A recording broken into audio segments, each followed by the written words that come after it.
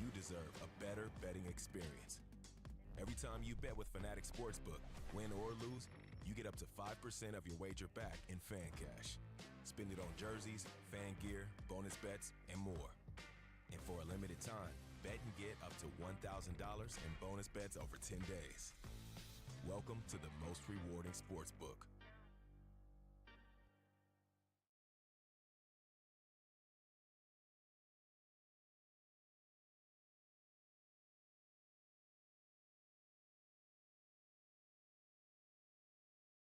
Not a whole lot of sun late Thursday into yesterday morning, so we are off the turf course today.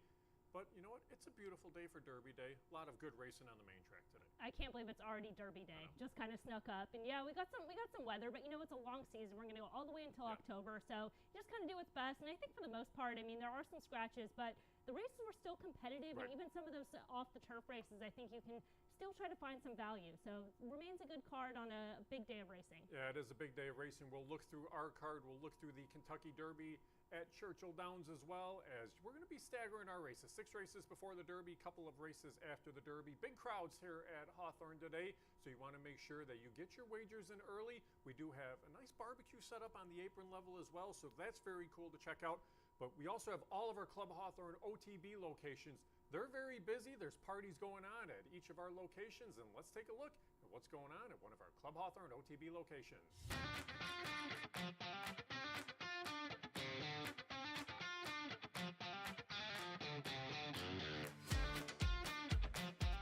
Mystic Dan for the win.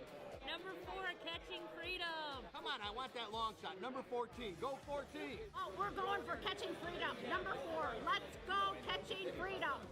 Go Fierceness. Go Evan. Yay! Number 11. Forever Young. Yay! Fierceness.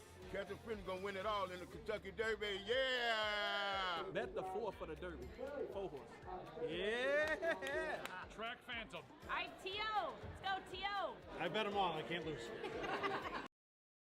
And there were some Derby hats popping out there too. And a couple people I saw at the Derby seminar on Thursday were in attendance, so I hope they're doing well, and I think they had a good Friday based on the results. I was going to say the Friday results were good. They were very good for you for the Oaks. We'll see how things are unfolding today. It looks like the track, for the most part, is played pretty evenly over there at Churchill Downs, don't you think? Yes, and they did upgrade it to fast right before race 8, and it looks like it's going to stay pretty clear. Maybe they're going to get something later on, but we might as well. So we'll see. We'll just kind of be hopeful that the weather holds out on both ends. Yeah, we'll see how things unfold throughout the course of our day, and we're going to take a look through our card. We're going to take a look at the Kentucky Derby. Then we'll go back to the field for the opener here at Hawthorne. But we do have a fast track today, Emily, for all 8 races here. Again, off the turf course. So races 2, 6, and 8. Hurt by scratches a little bit, although they're still decent betting races, like you mentioned. So that's one thing to keep an eye on. And this is a racetrack that I think is played very consistently, very honest throughout the course of the meet. I would expect nothing different today. Absolutely, yeah, and like you mentioned, it's a beautiful day. There's hardly any wind. It's warm, but it's not too warm. Right. You know, it's pretty much perfect racing. I mean, it'll be nice. I'll get out there a couple times to watch a race out on the apron before hustling back up here, because it's just that type of day. Yeah, and you will have that ample time in between races to get your wagers in. Again, if you want to get your wagers in on the Kentucky Derby and you haven't yet, of course, still have 90 minutes before the Derby at Churchill Downs, but do make sure that you don't get shut out. Get your wagers placed early. All right, here at Hawthorne, we open things up going 1 mile and 70 yards today. $25,000 claimers in the first, now winners of 2 races lifetime. Emily, this is an intriguing race to open up the card because a horse like Little Steven, you figure is going to take a lot of action, especially off that last effort on the stretch and distance. 2-1 on the board. You and I are both looking at a similar racehorse. The bettors seem to be looking at that horse as well, and that's on the outside with the 6. T-Law, as trainer Irvin Moreno looks for his first career victory. Yeah, and this could be that horse. He's consistently recorded some of the higher figures in this field. Competitive races at the level. Should be assisted from the layoff return just 2 weeks ago, where he did make a really strong close at the 6 furlong distance. Stretches right back to a route where he's had experience in the past. And I give him the edge over number 3, Little Steven. I actually preferred some others in this field. So even if T-Law does hold as the favorite in this race, which I think that he makes sense in that role, there's a couple others at prices to try to sneak in. Yeah, and I'll be curious to see. I mean, he was nearly 12-1 in that last out, but I saw Irvin during the week, and he even mentioned, he said, hey, sprinting really isn't the best distance for this racehorse. This is a horse that wants to go 2 turns. Of course, he's got the nerves a little bit too because he's looking for that first career training victory. He is a longtime assistant for trainer Frank Kirby. He knows what he's doing around racehorses. But, yeah, I like the effort in that last out. I thought Larry the Poet was a pretty good winner in that spot.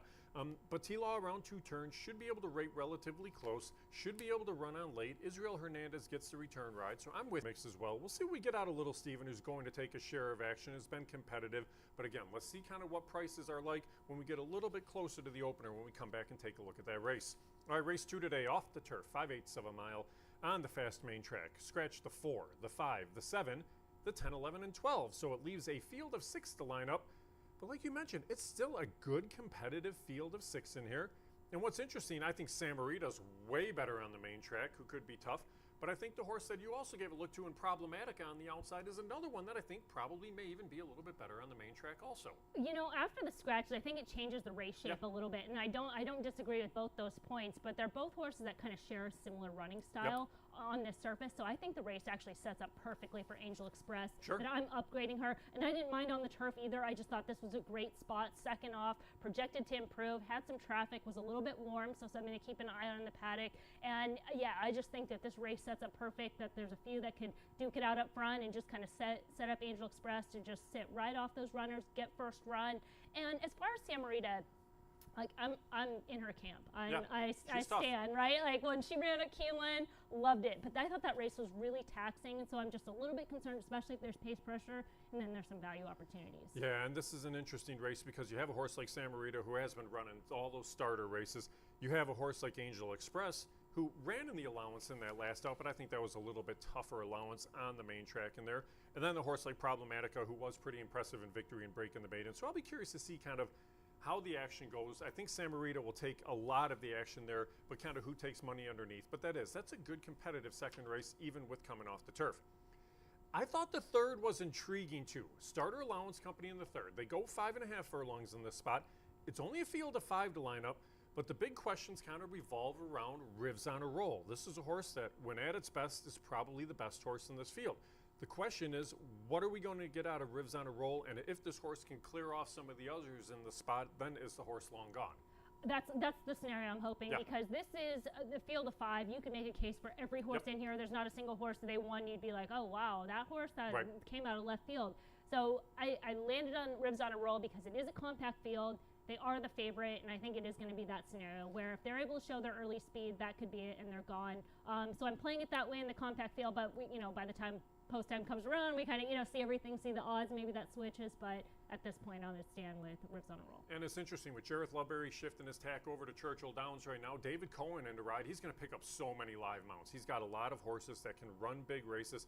I had him on numerous horses on tomorrow's card, but he'll be here on the weekends throughout the course of the meet, a very capable rider. So Rivs on a Roll should be tough. Time Heist is so intriguing only for the fact that he's never really pretty for the way he goes. He almost looks like he's running kind of sideways down the lane, but he just keeps picking off horses late. This is a step up in class. Sunny Is Not So Funny is good. Red Label I went to on the outside. It's just, again, consistent races. I don't know if he's up to the class of a horse like Rivs on a Roll. But off that last out, that wasn't a bad effort at Horseshoe Indianapolis either. No, it was a good effort. I mean, he got away a little bit slow, had some trouble at the start, didn't end up making a move in there. So if he does have some gate issues in there, maybe he's going to have to overcome in terms of trip. But I thought his overall effort was perfectly fine, could build off it. Yeah, but you're right. If Rivs on a Roll scampers away early on at 5.5 furlongs, this is a horse that may never look back. So see how things unfold there in race number 3. In the fourth, $5,000 claimers. They go 3/4 of a mile on the spot. It's a field of 7 to line up. I laid Style as the 6-5 favorite because on paper, this horse looks like an absolute standout. On running style, that was my only concern because there's zero pace to run at in this spot. I tried to pick against Style. I went nearer the outside with the 6 Go Stormin' Girl. What do you make of Style? What do you do if you're the jock, if you're Julio Felix aboard this runner today? You know, the race shape is tricky because I'm looking at Optics Plot and it gives it one of those weird combinations, so right? Where they're all bunched up, right? It has that fire contention. But to your point, the speed rate is low. So it's like you have all those horses that could bunch up and that would actually benefit Style. And Style does come from off the pace, so it's always a concern at a short price. But again, looking at the plot, she's typically a quadrant 4 runner, so a deep closer. Right. But in today's race shape, she actually moves up to quadrant 2, and she's high up on the y-axis, which says she can kind of make that move into the turn. She can make that middle move, and then she's a big square. She's got a big late kick. So if there is that scenario where they do bunch up, she can work a trip. Now, price-wise, you always want a little bit of compensation because she's going to have to pass a lot of horses. We talk about the Kentucky Derby. That could be one of the concerns with one of the shorter prices, having to get that trip. So I'll use Lady Atlantic kind of as well. I used her too. Okay, good. Yeah, I think she makes a lot of sense in there. I think she does Hopefully too. she sneaks away because I think she's kind of tricky to get to, but she makes sense. She does make sense, but you look through some of her races, she's run some decent races. You pick up Orlando Mojica, she's going to be a price. You're right about style because it's kind of one of two things. You don't want just a single lone speed because then there's no contentious pace to run at. So you either need a contested pace or no pace, and that's what it is. It's 0-0 pace in here. So yeah, style can definitely be in the mix. I only picked the horse second because I think the horse is going to be really short, and I thought Go Storm and Girl might just be able to kind of get that trip. David Cohen picks up the ride on this one as well. 2 good efforts on the meet. This is a horse that loves this Hawthorne track, loves the distance. I think rate's close, and maybe just if style has to circle some horses, maybe Go Storm and Girl's the one emerging clear ahead of that one in the lane. Yeah, she's dangerous. She's always dangerous. She's in, as you mentioned, she's in good form. So I think she could be pretty tough in here as well. Yeah, it is. That's a good race. That's going to be a tough betting race there for the 4th as well. 5th race on the card, maiden allowance runners. They go 3/4 of a mile. It's a field of 7 to line up in here. Another race that's pretty evenly matched. Numerous horses that can be in the mix. Don't know what to make out of the first or Toscano from the Ravelli barn. And then you get River Ridge on the outside, who I thought ran a pretty good race at Tampa Bay Downs in that first out. I think a repeat of that race, unless one of the first-timers runs really big first out, I think this horse will be very tough to defeat. Yeah, and on experience alone, they're going to have to beat River Ridge. That debut was awesome. We've already seen Michael Campbell get a win, so sending out some live runners in here. Maybe it's a Campbell double with the father-son combination in here. So I think you have to start there. Well, I think in these type of scenarios, you kind of start with the horses that have run. And if you can't make a case for them, then you look at the new faces. And in this case, it's like, this horse is pretty good. These other firsters, they're going to have to come running. And they certainly could. I mean, Ravelli's runner, Toscano, they were entered to debut last month, as well as Keeneland, and able to draw enough the also eligible, worked here on the same day on April 19th.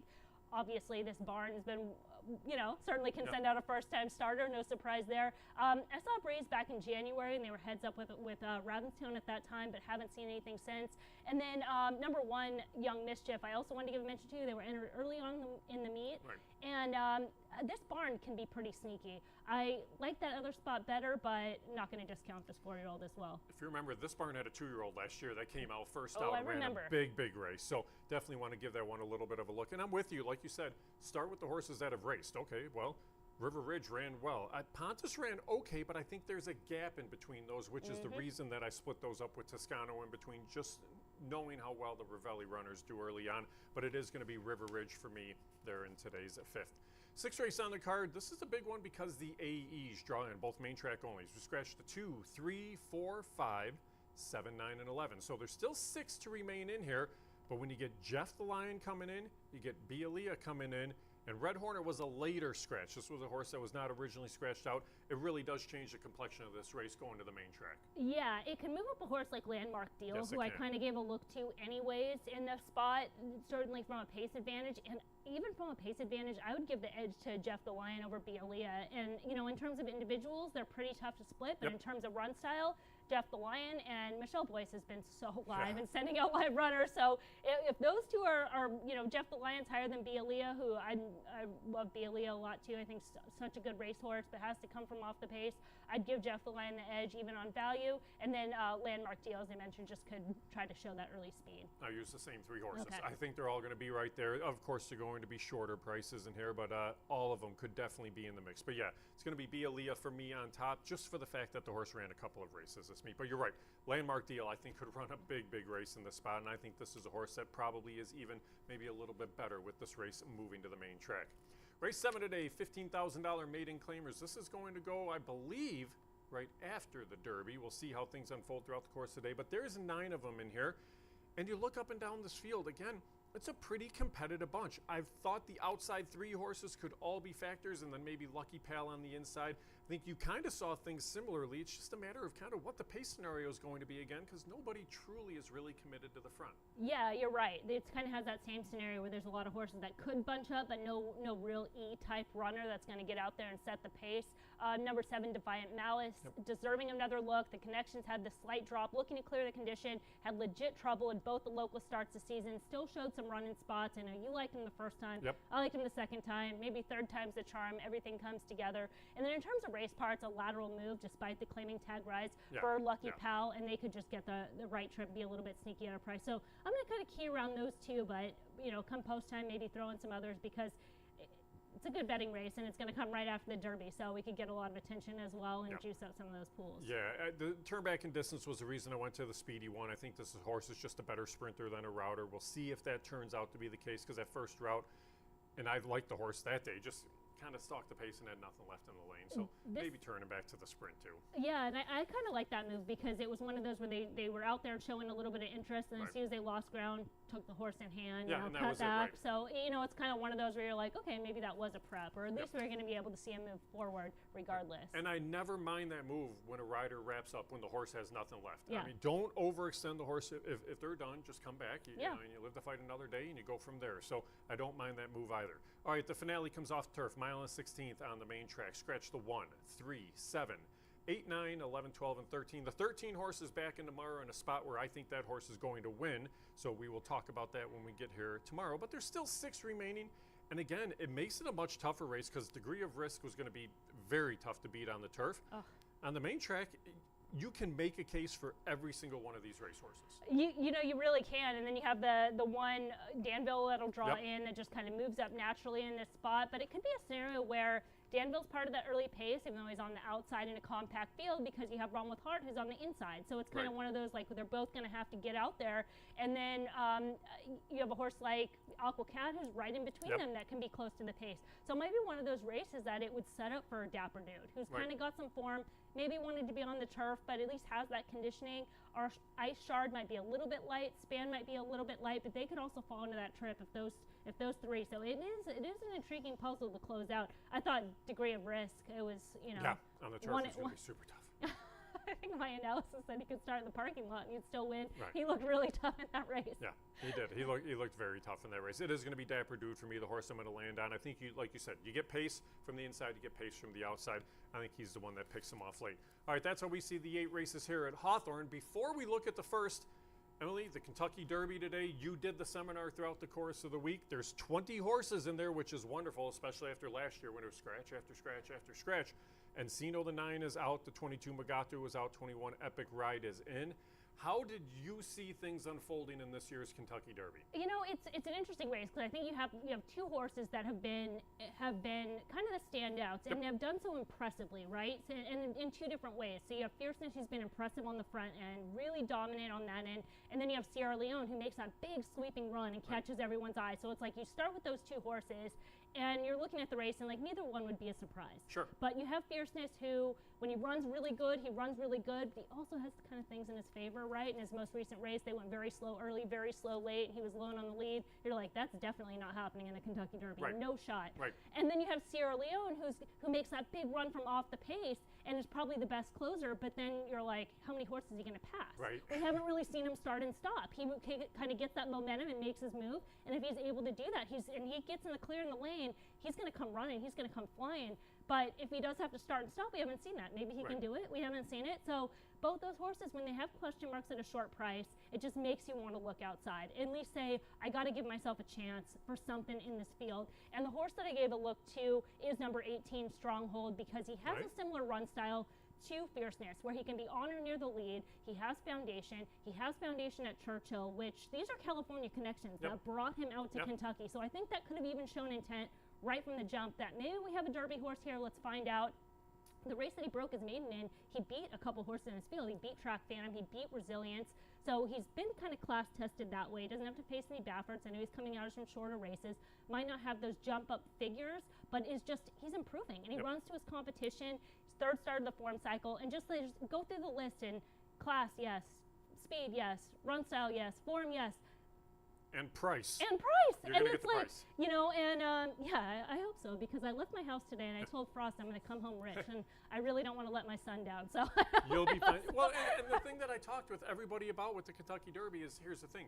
You have to earn points to get into this race. So you have to be a good racehorse to get into the race. You've had to have beaten some other good racehorses to get in the race. So it's not like there's any slouches in here, No. but this is the one time where good racehorses go off at 20, 30, 40, Yep. 50 to 1, and they may never do it again. So I'm kind of right with you there. I think when you have the two favorites with differing running styles, to me, I think you have to kind of ride with one in one aspect and take a stance against the other. You can't use both of them the way I feel for the race. So Yeah. I kind of went with the speed a little bit more and fierceness, but he's in every other race Yeah. type of horse, and this should be the other race today, which is not a good thing. right. Sierra Leone, I hated that he didn't want to load into the gate in the I bluegrass, and that was agree. at the outside post. Now he's in post 2. He's going to be standing there for a long time. I worry that he's going to hold the race up a little Yep. bit. Massive crowd. You can use up some of your race. So that was my stand against him there. I ended up going on top to Forever Young. The Japanese horses were always known for turf forever, and then recently it's been more dirt horses that have been better and better. But I'll tell you, the race in the UAE Derby, he was in the clear the whole way. It was overly confident, stay in the clear, don't get dirt kicked in your face, because the horse doesn't really like a whole lot of dirt kicked in his face either. And he won easily, I thought. He was 4 wide the entire way. He was like 7 to 1, 8 to 1, so we'll kind of see. I can't put one of those favorites on top. Yeah, and I think if anytime you have any questions with the favorite, you at least have to give yourself a Yeah. chance, right? And there's people that are in one of those two camps, and they think Fierceness is the horse to beat, or they think Sierra Leone is the horse to beat, Yeah. and they should play that way as well. I think, Right. you know, I haven't met anybody that's like, I think they're both. You know, I'm Yeah. using them both. Yeah. People are kind of one camp or the other, but I think if that's the case, that's who you ride with. Try to find some prizes underneath. I definitely used Forever Young. I think he's a model of consistency, right? I did another show this week talking about, it was like a sports betting show, right? And what would be the fair odds for a Triple Crown winner? And I said, you know, I don't think it would be Sierra Leone or Fierceness, Right. just because, you know, having to run back on short rest, it's not really their MO. And I'm like, if there was, it would be a horse like Forever Young. It was Yeah. just like, if he, you know, he's run a lot of races, he's tested, and he's kind of like Stronghold in the sense that neither of them are super flashy. Right. They right. but they put themselves in the race and they just get down to work and get things done. I almost said a bad word there, but I caught myself. They're very professional. They are, They're though. very professional. They're yeah. professional That's- racehorses. yeah. I mean, they go out there, they can overcome adversity, they find ways to win, and that's the thing too. Like even you saw from Fierceness, there were times when the horse didn't get the lead, and it just got very discouraged. The Florida Derby worked out perfect because Hades missed the break in that race, and Fierceness got to just cruise along. Yeah, and those completely uncontested. uncontested and slow. Yeah. It wasn't even Wasn't, right. uncontested and fast. Right. It was uncontested and slow. And maybe that works in his favor, that it doesn't put him over the top. But he's going to find something different. And I just, you know, I go back to that Holy Bull and you go back Yeah. and watch it and you go, is this the horse I'm taking at a Yeah. short price in the Derby? Yeah. Yikes. Like, Yeah. I mean, he can win, but, you know, you look at the plot and you're like, he should have no excuse on trip. Right. He's just going to have to kind of overcome himself and run his race. I think there's opportunities in there, and I'm looking forward to the race. I'm too. getting nervous as we're talking about it. It will be a lot of fun. Let's talk about this first race. Again, a reminder to everybody, make sure you get your wagers in early for the running of the Kentucky Derby. The 9th race is going right now. That goes as race number 12. All right, let's take a look at the horses in the paddock for the opener here at Hawthorne today. 1 mile and 70 yards, field of 6 to line up in here. $25,000 claimers, not winners of 2 lifetime. 2 horses taking a lot of action as the 3 Little Steven right now currently sits as our 3-2 favorite on the board. You and I both talked about this horse a little bit, saying, hey, yes, it could be right there, but at a short price, there may be some others worth looking at. But we'll start by taking a look at this horse on paper and how the horse looks in the paddock. Yeah, he's in the right spot as far as he's making his second start of the forum cycle. Should be dead fit coming off the wide trip. He's under similar conditions, stretching back out in distance. Has had some success at the route distance. That's when he broke his maiden at Gulfstream Park. Was kind of drifting a little bit in there, but showed early speed. I think that's the plan. There's kind of no big major knocks on Little Steven, except for probably going to be a short price and no real edge in this field either. So I was interested in some others in here. Wouldn't be any surprise. Also been at the non-1-2 condition. Not much of a class change either, and has kind of come up short on the win end. So it's going to have to step up. By the way, Emily, you talked about going home rich. Well, I talk about the 6 horse in here. I'm going to let you look at the order finish at Churchill Downs, because if somebody hit that try, they're going home super rich. So we'll see that in a second. But you're going to see the prices there in the lane as we glance to our side here. But the 6 T-Law is the other one to look at. This one currently at 2-1 on the board. And T-Law is the horse, like we mentioned. Irvin Moreno, the trainer. That's Irvin walking the horse right there in the walking ring. The horse looks good. Sprinted in that last out. Goes 2 turns in this spot. Should be able to rate back a little bit early on. You see the price running second there and the price running third? A 47. What are we getting? Is the 3 getting up over 36 and 24? Yeah, 47 to 1 on top of 24 to 1 on top of 36 to 1. If they had that, that would be amazing. Yeah, and that must have been the Appleby runner that ran out, right? Yeah, the 5? Yes. Come on, everybody picked that horse. All the experts. That's had that right. horse. That's right. They all had the 5 horse there. Well, they were wrong. Anyway, T-Law. You're looking at this horse right here. Again, Irvin needed to give the horse a race in that last out. He gave the horse a sprint in that last out. They go 2 turns today. I love this distance. I think the horse should get a good stalking trip. Looks good in the paddock and sits at 2-1. Yeah, and you like the return race as well coming off the layoff because it not only looks like a prep, but sometimes horses will go in a prep and they just don't quite show enough. And he made a good close as they're heading out right now. So give him a look. Right, heading out for the opener. Let's see if we can get you a winner. Good luck.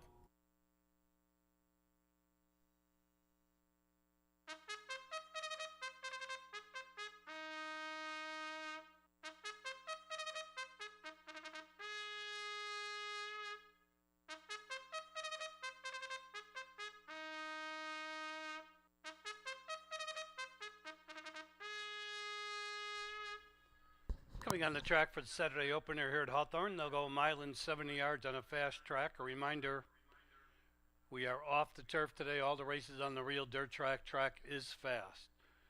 First race, we have a field of 6, no jockey changes. 1 Jet Flight carries 2 pounds over. 2 Bourbon Life carries 2 pounds over the program weight. Win Place Show, Exacta Trifecta, Superfecta. This race starts the rolling daily doubles, rolling pick 3s, the 50-cent pick 5, and the $1 place pick 8. Parading here they are. 1 Jet Flight, Luis Colon aboard.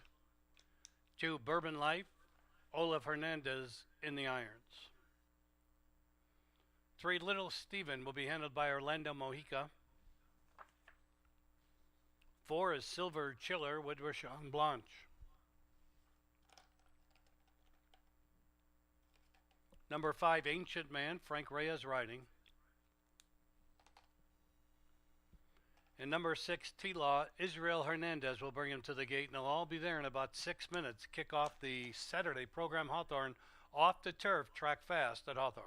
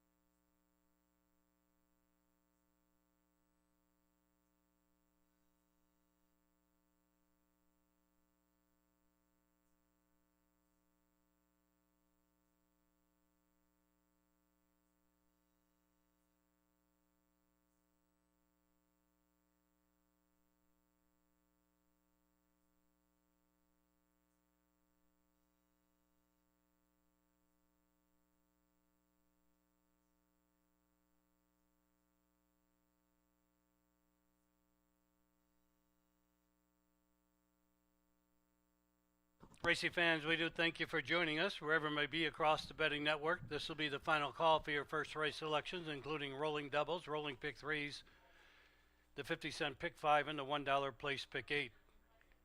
We have a beautiful day for racing here in the Chicagoland area. The unfortunate thing is, though, we had rain the past few days, so we are off the turf. All the races are on the real dirt track, and that track is fast. We have just one carryover pool, and that starts in the third race. Pick six carryover, $735. The high five has been canceled on the last race today, so that carryover of $2,721 will go into tomorrow's program. So once again, we do thank you for joining us. We are close to starting time for race one. We do urge you to make your selections early throughout the day. Whether you're at a Club Hawthorne off-track betting facility, inter-track facility here at Hawthorne, we do urge you to make your selections early. If you're in the comfort of your own home, you have a little bit more time to dilly-dally.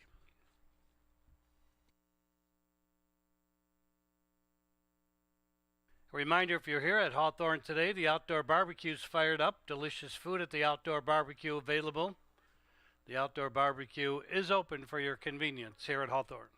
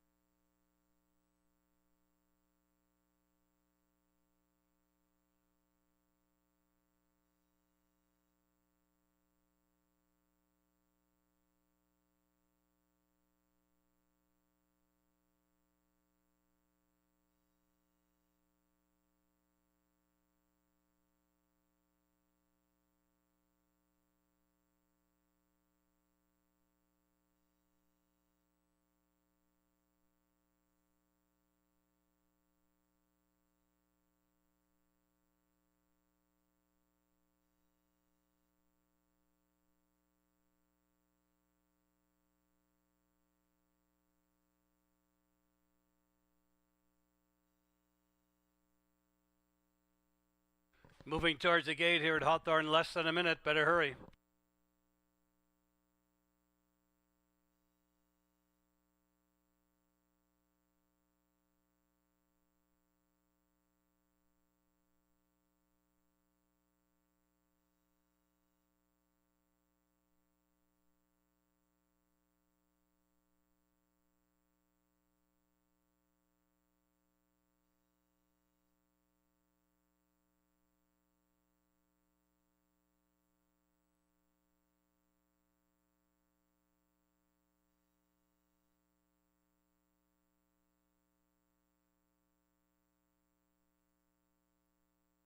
Racing fans are at the starting gate for today's first race here at Hawthorne.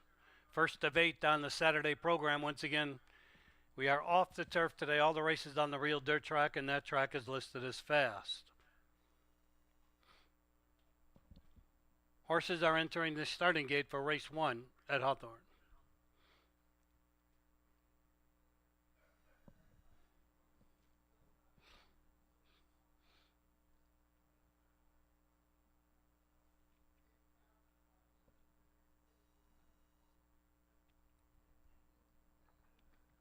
Two more left to go in, waiting for Little Steven, also waiting for T-Law. Waiting now for T-Law. They're all in the gate.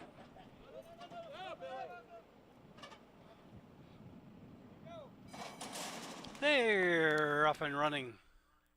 Between horses, Silver Chiller going for the lead. Ancient Man has speed, as does Little Steven. Jet Flight, Bourbon Light close up, and the early trailer T-Law. They're covered by 6 lengths moving around the first turn.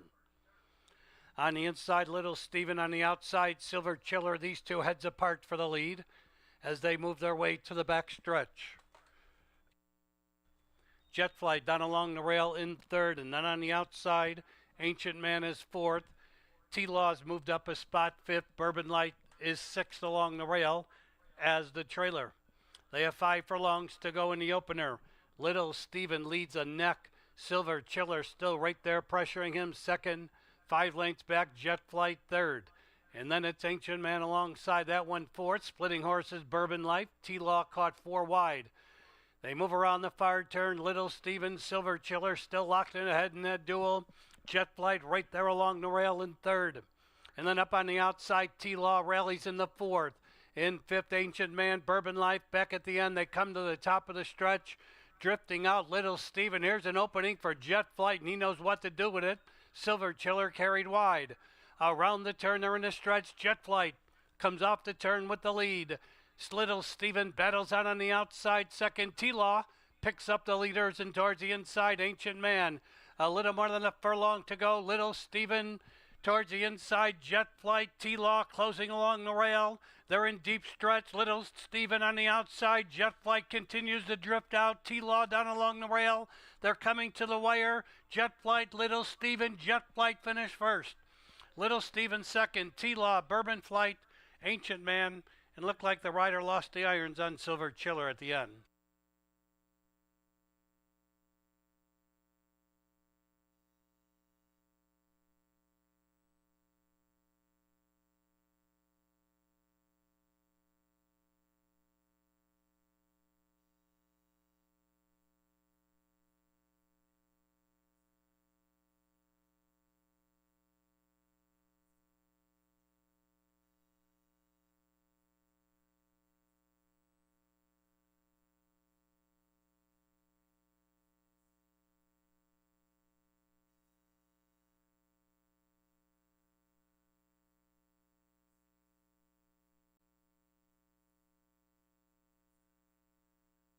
In today's first race, 1 Jet Flight finished first, 3 Little Steven second, 6 T-Law was third, and 2 Bourbon Life fourth.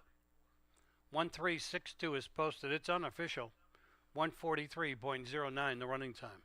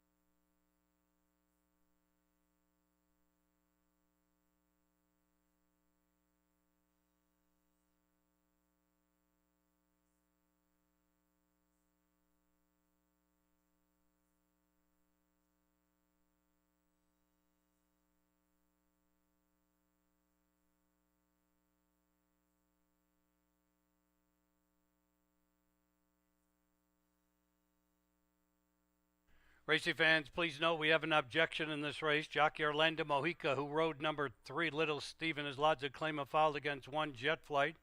Jockey Luis Colon alleging stretch interference. Please hold all tickets. Once again, jockey's objection. Orlando Mojica, who rode number 3 Little Stevens, lodged a claim of foul against the unofficial winner 1 Jet Flight alleging stretch interference. Please hold all tickets.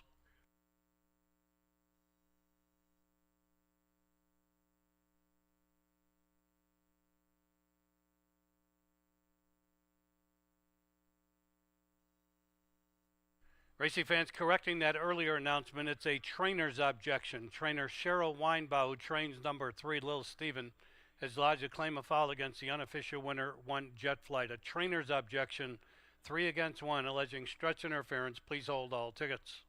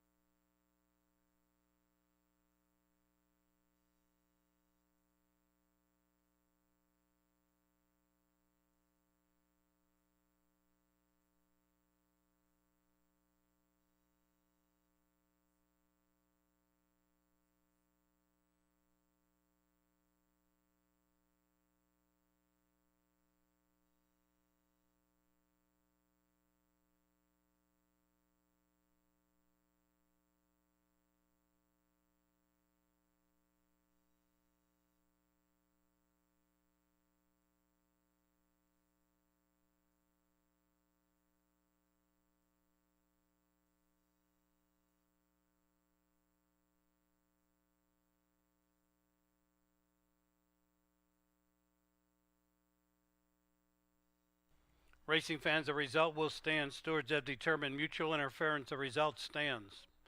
One jet flight owned by Glockenberg Limited Liability Corporation of Vladimir Katazikov. Manny Perez, the winning trainer. Luis Colon, the winning rider.